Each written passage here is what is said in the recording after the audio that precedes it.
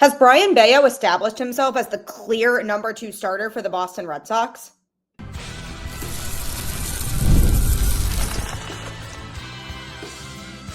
You are Locked On Red Sox, your daily Boston Red Sox podcast. Part of the Locked On Podcast Network, your team every day.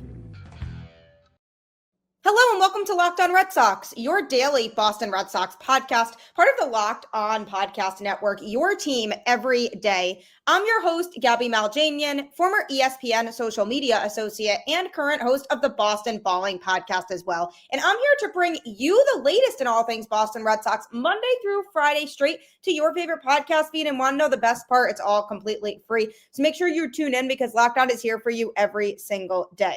This episode is brought to you by Monarch Money. Take control of your finances with Monarch Money. Use code LOCKEDONMLB at monarchmoney.com for 50% off your first year.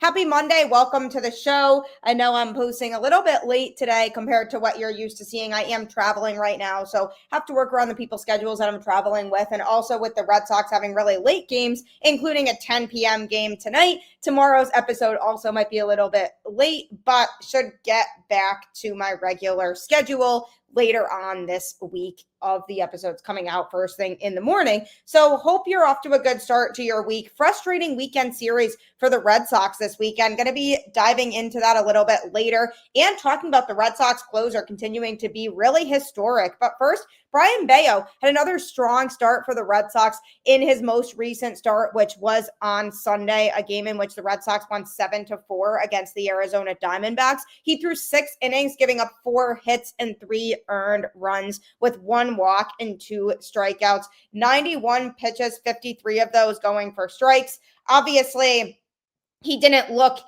insanely sharp like he has in some of his outings before, but he was able to do enough to get the job done and prevent the Red Sox from getting swept since they had lost the first 2 games of that series. And this all poses a question because Brayan Bello has had a good season for the Red Sox. He's now down to a 3.12 ERA on the season.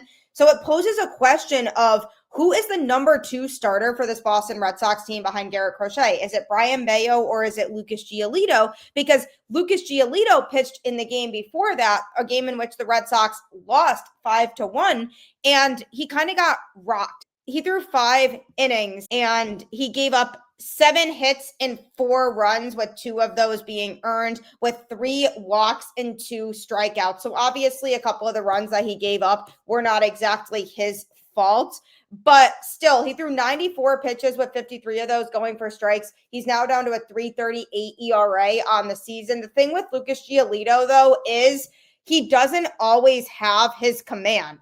And that was something that we saw on display in that game on Saturday, was that he was having a hard time finding the strike zone fully, and that's what led to him walking 3 guys. And that's what happens if you give away free passes. Naturally, those are going to come back to bite you, and we have seen that happen multiple times with Lucas Giolito this season. Now, they both have been key pieces to this Boston Red Sox team this year. Both have had big rebounds in 2025, forming a truly formidable duo with Garrett Crochet at the top of the rotation. Bello was the team's opening day starter in 2024, if you could go back and remember that. And he returned from injury to become a rock behind Crochet this year, while Giolito, who signed as a free agent in 2024, has emerged as a crucial support after overcoming an elbow issue that caused him to miss the entirety of the 2024 season. Together, the two of them have been truly instrumental in the Red Sox playoff push and have been praised this season for their consistent performances, because truly both of them were question marks going into the season, and the way that they both have been able to pitch and be effective for this team has been an absolute game changer and has kept the Red Sox truly in the playoff hunt.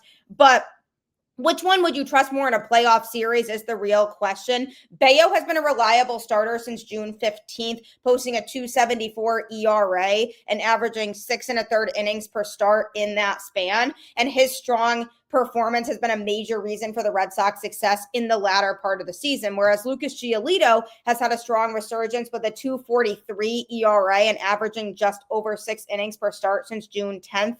He had a 6.34 ERA and a lower innings per start average prior to that date, and his physical presence and veteran mentality have made him a rock in the Red Sox rotation and a significant part of the team's success. So they both have had good seasons, especially throughout the summer since June, really. And the combined efforts of Bello, Giolito, and Crochet have truly transformed the Red Sox rotation from a concern into one of their biggest strengths. And the team's success this year is built on its strong pitching, with both Bello and Giolito emerging as clear candidates for that number 2 title. And Alex Cora has expressed confidence in both of them, stating that they are in a good physical spot and can handle the workload needed for a playoff run. So he definitely has confidence in both of them down the road, but it's hard to decide who you would throw into a playoff series behind Garrett Crochet. Now, Garrett Crochet, for one, obviously has struggled a little bit as of late. His last start was rough for him when he pitched against the Guardians last week.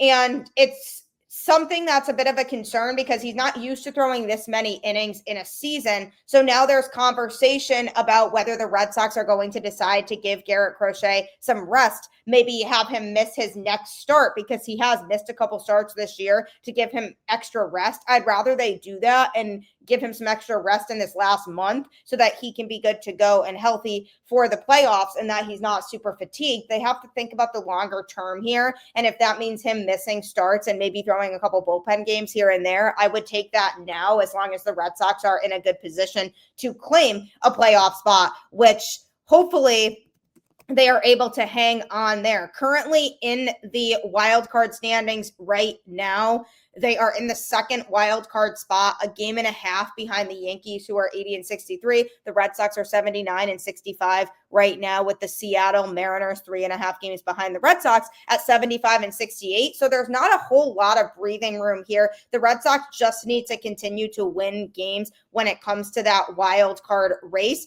And not only that, but the division absolutely is not over for them either. They are 3.5 games currently behind the Blue Jays, with some big series coming up against both the Yankees and Blue Jays over the next couple of weeks. So those are going to be big series when it comes to division standings. So you might want to have Crochet be pitching on his scheduled start, unless it's a situation in which he really is feeling super fatigued and has to miss a start. But against those two teams in particular, if Crochet is scheduled to make a start, you might want to have him make it. Other than that, have him rest if it's against another team, because you want to make sure that he's in tip-top shape when it comes to playoff time. But he is still the ace of the pitching staff, no doubt about it. He's the guy you throw in that number 1 spot in a playoff series. The question is now, who do you throw into that number 2? I am saying Brayan Bello over Lucas Giolito right now for that number 2 spot, because both had their struggles earlier on, but Bello has been more consistent down the stretch. Lucas Giolito's bad outings have been very bad, whereas Brayan Bello's bad outings they've been rough, but they haven't been to the point where it's out of control. Whereas Lucas Giolito didn't have a whole lot of answers for the Diamondbacks in his most recent outing, and he was due for a bad outing. I mean, he's just been so consistent and so good this year. You could argue that Lucas Giolito over Brayan Bello in the number 2 role might be better because he's more experienced, which is a fair assumption. But at the same time, you want to think about how effective they've been throughout the season. And I still wonder, what version of Lucas Giolito are we going to get when he is out there on the field? He's been very strong at Fenway this year, but he has had some road concerns. And if the Red Sox are going to have to play on the road in that wild card series, it might make sense to hold Giolito to the number 3 spot, have Bello be that number 2 starter, because you at least know on a little bit more of a consistent basis what you're getting from Bello as opposed to what you're getting from Giolito. So I'm putting Bello as the number 2 and Giolito as the number 3. Obviously, things start to get a little bit dicey. After that, do you take a chance on Dustin May in that number 4 spot? Do you go with Peyton Tolley as the 4, who also struggled against the Diamondbacks in his outing on Friday night? And do you take that chance that with Tolley being so young and inexperienced, can he pitch on the big stage?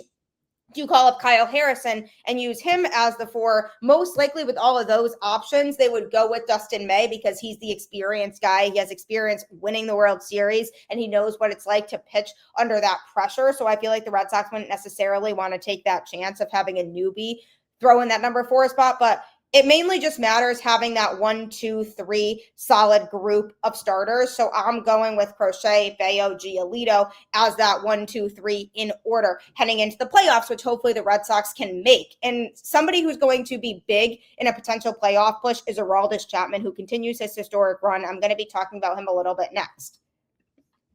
Most people can't name all their financial accounts or even what they're worth, whether it's 401k properties or investments. And when you don't have the full picture, you can end up leaving money on the table. That's why there is Monarch Money. It's an all-in-one personal finance tool that brings your entire financial life together in one clean, easy-to-use interface on your laptop or your phone. I love Monarch Money because it helped me to identify so many unnecessary subscription services that I was paying for, and I didn't even realize that I was paying for them. So it has made a difference in my bank account when I've seen the difference. So make sure that you take advantage of Monarch Money as well, because it can be really stressful not knowing where your money is going and feeling like you're spending more than you can be. Don't let financial opportunities slip through the cracks. Use code LOCKEDONMLB at monarchmoney.com in your browser for half off your first year. That's 50% off your first year at monarchmoney.com with code LOCKEDONMLB. I am telling you, Monarch Money is a complete lifesaver. I can speak firsthand. I have never felt more comfortable financially with where I'm at than I have since I started using this service. So make sure that you check it out today and start organizing all of your finances, because you want to be able to save money for longer term investments as opposed to feeling like you're spending it all on unnecessary things. So check out Monarch Money today. The Red Sox lost their weekend series against the Arizona Diamondbacks. They struggled to score a lot, and the pitching wasn't exactly up to par with where it should be. The bullpen in particular, even the game in which the Red Sox won 7-4, they still had some struggles. I mean, Zach Kelly did not have it. He came out of the bullpen behind Brayan Bello and threw 0.1 innings, giving up 2 hits and 1 earned run with 1 walk and 1 strikeouts. He threw 16 pitches with 9 of them for strikes. So it's not like his command wasn't fully there, but he did give up a walk in the inning. When you throw 16 pitches and give up a walk, that is not exactly promising. So he wasn't overly sharp. And you can say the same thing about a lot of these games that the Red Sox did play over the weekend. They just didn't perform to the level they needed to perform at, and they will be looking for a big bounce back series against the Athletics coming up here in these next few days. But somebody who still was not a disappointment was Aroldis Chapman, who came in and pitched the 9th inning for the Red Sox and completely shut it down through 1 inning, giving up no hits and no earned runs. I mean, the guy is just complete nails, and it would be an understatement for me to say that he has been very effective for this Red Sox team, because he has been very effective and more. He has had a arguably historic season. And technically he had 4 strikeouts in the 9th inning, because what happened was he struck out the first batter and then he struck out the second batter, but then he made it to first base on a wild pitch. So even with the strike 3, he was able to get to first, and then he struck out the next 2 batters after that. So he was able to strike out the side kind of, because there was an extra strikeout in there. So technically 4 strikeouts in the inning, because the inning continued after the second one. So he has just been absolutely dominant. A 0.98 ERA that he has right now on the season. And what exactly has led to that? A conversation with Connor Wong, believe it or not, who basically said to him, aim small, miss small. And that seemed to have miraculously fixed his command issues, because over the last few seasons before Chapman was with the Red Sox, he has had a lot of issues with his command and walking guys and issuing free passes. So when the Red Sox brought him to Boston, that was my biggest concern with him was, is he going to be able to find the strike zone consistently? Because he has given up a lot of free passes in the last few seasons, whether he's pitching as a closer or as a setup man. It's been a consistent problem for him. But this year, he significantly has cut down on the walks, and that's because of that one phrase that Connor Wong gave him, and he's been thinking about that ever since, and it has really helped fix a lot of those command issues that he was having before. JT Realmuto hit a home run in the 8th inning of a matchup between the Phillies and Red Sox on July 23rd. Since then, Chapman has taken the ball 17 times and not a single opposing batter has recorded a hit against him. It's actually amazing. It's a stretch of 50 straight at-bats over 14 2/3 consecutive innings. And yesterday, the feat got even more ridiculous as he struck out 4 batters in an inning against the Diamondbacks because of that wild pitch that Carlos Narvaez couldn't corral, like I was talking about. Chapman's ERA, which now sits at a .98, makes him the only pitcher in Major League Baseball this season to throw at least 20 innings and carry an ERA under 1. In addition, his streak of 17 scoreless appearances is now the 3rd longest in MLB since 1901, behind Randy Choate's 20 in 2011 and Tim Beardak's 18 in 2018. It would be so cool to see him break that. Alex Cora on Sunday said to do it at this age and with where we're at as an industry, as far as hitters and the adjustments that they make, it's eye-opening. Chapman's run of dominance couldn't be coming at a better time for the Red Sox, who have a 5-game cushion between themselves and the Rangers, the first team outside of the playoff picture in the AL. So like I said, not a lot of room for error here, because even though the Seattle Mariners are still below the Red Sox, the Rangers are knocking on the door of a playoff spot. So there just isn't a lot of room for the Red Sox to drop consecutive games here down the stretch. After being rewarded with a 1-year, $13 million extension with an option year for 2027, that happened on August 31st, Chapman can now pitch free and easy the rest of the way, knowing that his only and sole goal is to pitch the Red Sox deep into the playoffs. If you really think about it, because of the fact that Chapman over the last few seasons hasn't been as sharp, it's truly remarkable what Connor Wong did for him. And I know Connor Wong has his struggles, especially offensively. He hasn't been able to find any consistency at the plate this year, but he has been Brayan Bello's personal catcher this season. And like I talked about earlier in the show, the dominance that Brayan Bello has showed this year out of the Red Sox rotation has also been a result of that chemistry he's established with Connor Wong and Wong's ability to bring out the best in him as a pitcher. And he's done that same thing with Chapman. If you really think about where Chapman is at right now, not a single person expected him to have the type of season that he's having. People were hoping for it because the Red Sox having a truly reliable closer feels really good, but there was definitely some skepticism and question marks around it prior to the season starting. I actually remember talking about on the show what the Red Sox are going to do at the closing position, who they're going to have close games. This was before they kind of came out and said that Aroldis Chapman was going to be the closer. They had said there are several candidates. Garrett Whitlock was being considered. Justin Slayton was being considered. So there were all kinds of options there in terms of who was going to close games. But the Red Sox came out and said towards the end of spring training, Aroldis Chapman is going to be the closer. And I said, that has the potential to go very well, or it has the potential to go very poorly. And sure enough, it's gone very well and then some. And why is this key for the Boston Red Sox as they approach the playoffs? For one, he's experienced. I know I keep pushing veteran experience, but that is going to be so important with such a young team going into the postseason. The Red Sox have a lot of young players who have not experienced playoff baseball before. And there's so much added pressure when it comes to pitching and playing in the postseason.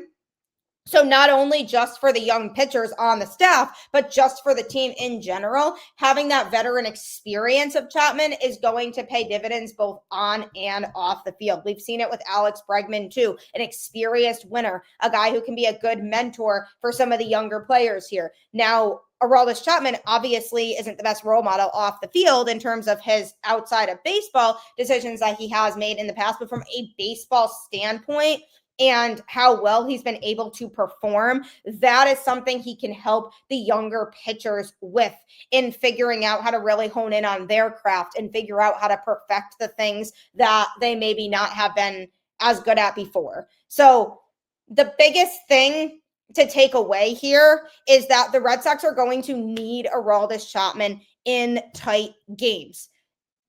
Alex Cora has been doing a good job of managing him this year. If it's a game in which the Red Sox are losing, Chapman does not come in the game, because why would you bring your closer in and waste his arm in a game in which you're losing? And then if the Red Sox make a comeback and they're up by a run or two late, then they will bring Chapman in to close out that game. If it's a tie game in the 9th inning, Chapman will also come in and pitch in those situations to make sure that it stays a tie game and give the Red Sox a chance to win it. But Alex Cora is not going to overwork Chapman. So if there have been certain games this year in which you said, wow, I wish Chapman pitched. For example, recently, a couple weeks ago, there was a game where the Red Sox were up late and Chapman could have come in to close it out. He wasn't available. The Red Sox ended up losing, but it's because he had pitched the 2 days before that. So pitching 3 days in a row is hard for anybody. And the Red Sox are really trying to manage it because they're looking at long-term here and saying it's really important for us to have our guys healthy and ready to go. So he's managing him the right way and his workload. And that's been another thing that has really helped him to be so successful this year for this Boston Red Sox team, is Alex Cora isn't overusing him, and he's not necessarily expecting him to do more than what's reasonable for this Red Sox team this year. But having a truly established closer who has been as successful as he has is going to help the Red Sox win a lot of tight games. Kenley Jansen was the Red Sox closer prior. And while he got the job done the majority of the time, it was always a roller coaster with him. Never really knew what version of him you were going to get on a day-to-day basis when he was on the mound. And it was a little bit scary. I feel completely confident when Chapman goes out there to close out games. The just true dominance has been on display all season long, and you feel good about that going into the playoffs, having a guy like that who can anchor that bullpen and be that true closer who can help you close out close games. So that could be a game changer in the playoffs for the Boston Red Sox. It could be on Chapman to win for them late. So we'll have to see how that goes, but the Red Sox do need to figure out some things on offense if they want to survive in this playoff picture. Going to be talking about some offensive concerns I have next. For nicotine users, Zippix provides a discreet way to satisfy cravings and the hand-to-mouth habit without vaping or smoking. Zippix can be a helpful tool as you work to reduce your dependence on vaping. Available in 6 great flavors with 2 milligrams and 3 milligrams nicotine options. And if you need energy without the crash, their caffeine toothpicks are a game changer.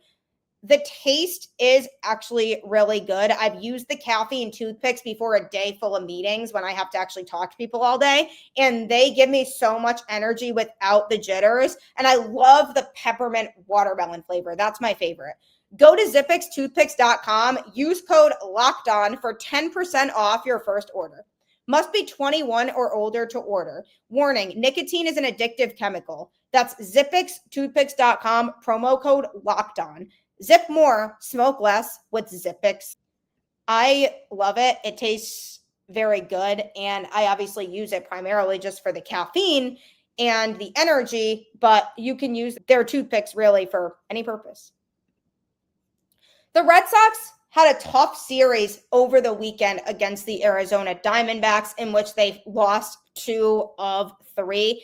And the offense was a big story of those games, not being able to situationally hit. They lost 10-5 in the Friday night game with Peyton Tolley pitching, and he struggled. 3 innings, giving up 5 hits and 5 earned runs with 4 walks and 2 strikeouts. He gave up 2 home runs in the outing. He threw just 77 pitches with 46 going for strikes. He now has a 7.56 ERA on the season. And the thing with Peyton Tolley is he hasn't really been stretched out. He has only really pitched about 75 innings max in his outings this year. So that's something that's going to need to change if the Red Sox want to rely on him as a playoff pitcher. He's going to have to step up the number of pitches and number of innings that he's throwing, because if the Red Sox don't feel like they'll be able to increase his workload down the stretch, then they should probably consider keeping him in the bullpen during the playoffs because he could be a multi-inning reliever who could give the Red Sox good stuff.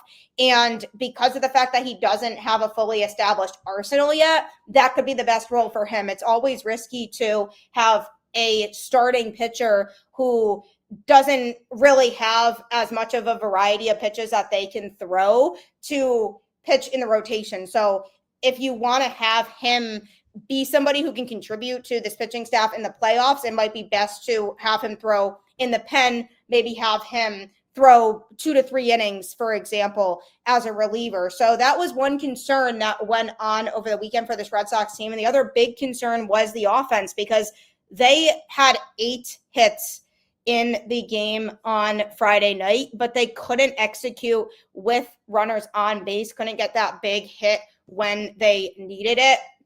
They left 5 on base and they went 4 for 9 with runners in scoring position. And then you head to Saturday's game in which they lost 5-1, the Lucas Giolito game that I discussed a little bit earlier. In that game as well, they did go 1 for 3 with runners in scoring position. Didn't really have a lot of opportunities to score because they just weren't generating a lot of base runners in general. And they left 6 on base in that game. They did have 7 hits, but they were more scattered. So it's the situational hitting that has been a concern for me as of late. They haven't been able to get that big hit when needed. And that's a big concern that I have going into the rest of this regular season. And that's one of the biggest reasons why you look at the injuries that they have, guys like Wilyer Abreu and Roman Anthony, their presence in the lineup and how important that is to this Red Sox team is just such a difference maker, because you were watching some of these games over the weekend and you were saying, wow, if Roman was up to bat right now, we could really use him because he could get a big hit. But it's tough when you have a guy like Nate Eaton in the lineup who, yes, is fast and has speed that he can bring to the table, but he went 0 for 4 in the game on Friday night. And then in Saturday's game, he went 1 for 3.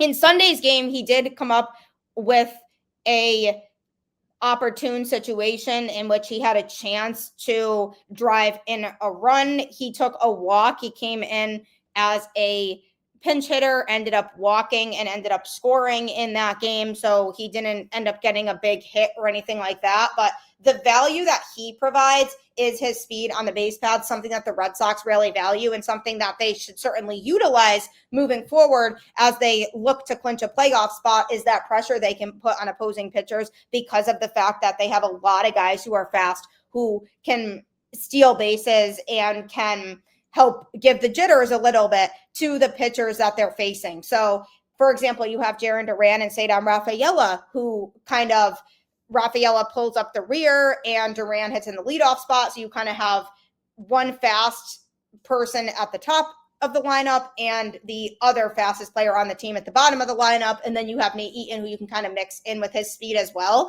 But Nate Eaton does not nearly come close to replacing the level of productivity that we have gotten from Roman Anthony, for example, in the lineup. And Wilyer Abreu as well has been one of the Red Sox best hitters this season. So in order to feel more confident in these Red Sox hitters, you need to get guys like Nate Eaton, David Hamilton, and Nick Sogard going, because with the way that things are progressing for Wilyer Abreu and Roman Anthony, they're hoping to have Abreu back this weekend, but they have continued to push back his return date. So that's a little bit of a scary sign for me, meaning that he might not be making as much progress as the Red Sox had hoped he would be making. Roman Anthony, it's already been established that he's going to be out 4 to 6 weeks. So in Alex Cora's defense here, he is definitely trying to figure out the best way to navigate this new look lineup that the Red Sox have and figure out how to use guys. And that's going to be the biggest thing now moving forward over these next few weeks, is figuring out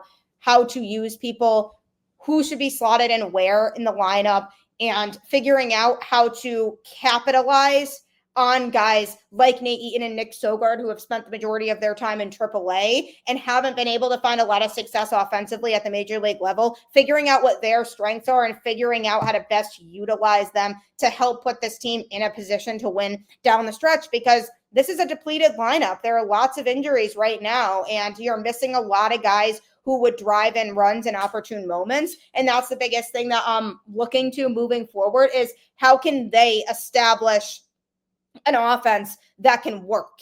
And that's going to be down the stretch the biggest test, whether you're pinch hitting guys late, like Alex Cora did a lot of in yesterday's game, pinch hitting guys late and making sure that when you're bringing guys in that they're hitting in a spot that's appropriate for them. So lots to figure out over this next few weeks here, but big stretch coming up with series against both the Yankees and Blue Jays. The Red Sox can really establish themselves as a no doubt playoff team.